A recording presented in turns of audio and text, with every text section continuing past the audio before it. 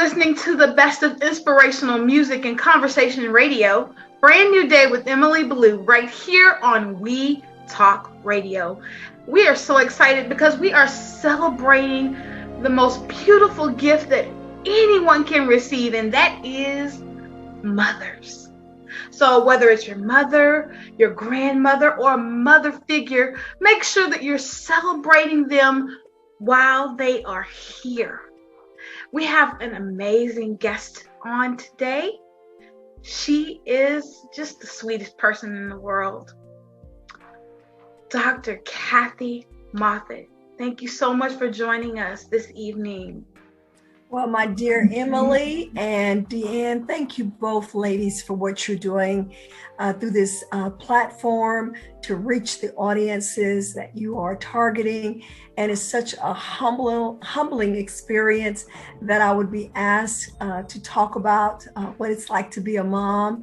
And I'm excited about it. And I certainly would like to honor your beloved mother, Emily, and all the work that you continue to do to celebrate her life and her legacy. I think that's one of the best ways to exemplify and to have an expression of your love for your mother in the manner which you and your brother do it. Thank you so much. So let's go ahead and just dive right in. So my first question to you is, what is the role of a mother? You know, that's a loaded question, as you know, because there are various types of mothers. There are blended family mothers, there are single parent mothers, there are biological mothers, there are spiritual mothers, and then there are mothers who didn't have a womb to bear children, but have many children. They have godmothers as well. So the role of a mother actually plays into the situation in which she finds herself in. And for me, I've had a couple of roles. I've been both a single mother, actually a married mother, then a single mother, and now a blended mother, which I have been in a blended family for 29 years, where I've had to share my children and I've had to share my husband's children. And so that to me is to be able to identify where you are, and then that will dictate how your role should be. But in a nutshell for me, I give everybody unmerited attention. Even those that are not my children, just like you. I treat my mentees just like they're my own. And so whatever role I feel like God places you in, it's really good to know who you are and then know who He is, so that those that He entrusts in your care, you can treat them like His mother did. She always showed up. I think that's the greatest role in any of those capacities that we can do. In the role that we're in is to simply show up. And when we show up, then the whole environment changes. Children love to see their godmothers, or whatever capacity you're functioning in, at their games, at the plays, at the cheerleading matches, at the weddings, whatever it is. I just think it's key that we show up. That's great. That's great. My next question is, in one word, describe your mother. Feisty. Feisty. My mother is feisty. She just turned 83, April the 22nd. And she still has her swag.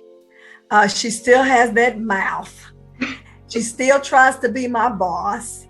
And she's just a wonderful grandmother and great grandmother. My mother is fortunate enough to have great grandchildren, because my grandson is 13, going to the 9th grade. So he's really fortunate to have his grandmother and his great grandmother.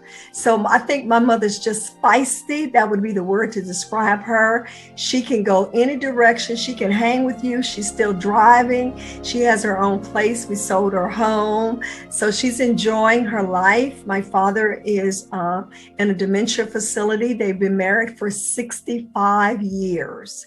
So I think her zeal for life and her willingness to stay feisty with her little swag is the key to her longevity. And Hi. And so what is the one thing that you remember seeing your mother do that stood out?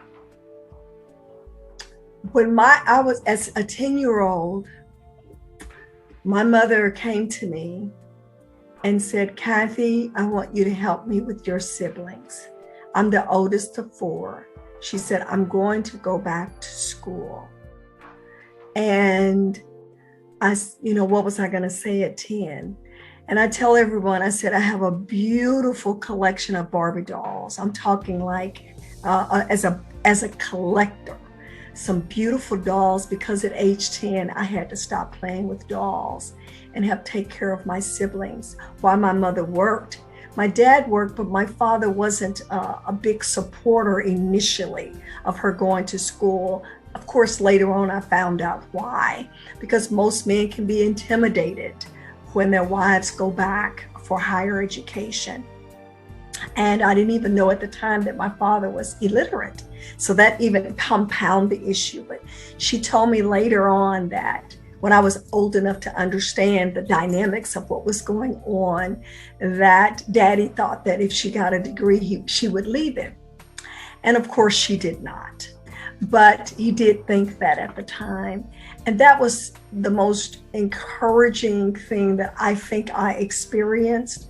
It did have some drawbacks in terms of my childhood, but certainly as a single parent, I really can embrace that process, because to a certain degree, even though she was married, she was still work. My mother worked full time, went to school. It took her 9 years to get an associate's degree, but she got it.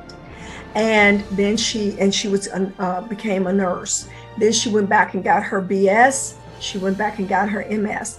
And I think because she set that stage for me, it may be one of the reasons why I have 4 degrees. I have an undergraduate degree in education, a master's in education, a master's in business, and I have a doctorate in ministry.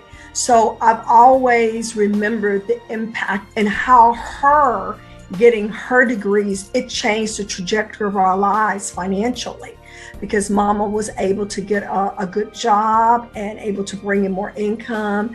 And my mother actually graduated from college, the same one I did, a year before I did.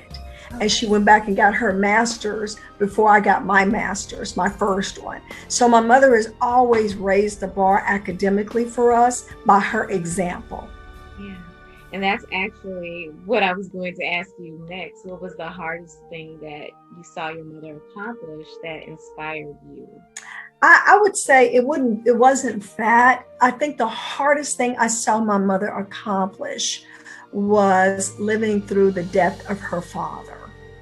My grandfather died 3 years later from, he had throat cancer. And my mother was very close to my granddaddy. And my mother lost her mother right at a couple of weeks after my mother turned 18.